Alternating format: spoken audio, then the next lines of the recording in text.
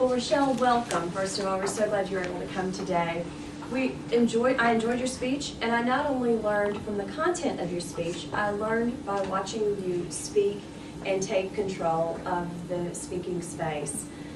I loved that you were able to come up here and look around and make eye contact with everyone and then begin your speech. I think that was a wonderful way to collect everyone's attention, and it was very effective.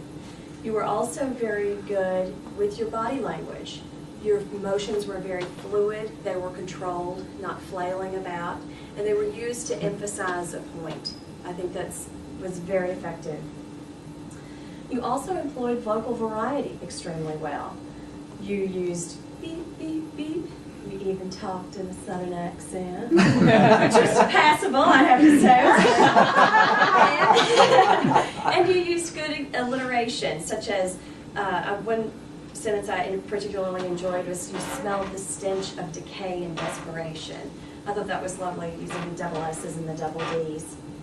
A few points that I think that you could focus on perhaps for your next speech might be to look a little bit more closely at some of your grammatical usages. I realize that it's hard for you to do it without any notes, which again, I commend you on. You're such an accomplished speaker and you don't need notes, so that's very good. But I did notice a discrepancy. In the beginning of your speech, you said, "Death does not end in a body."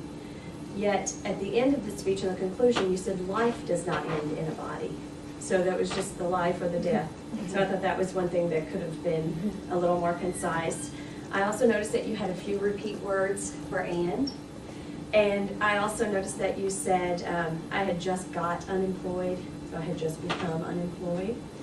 And perhaps how meditating the yoga was instead of how meditative the yoga was. So I think those are just a few minor things. Again, I understand without using notes, it's hard to remember everything that you say.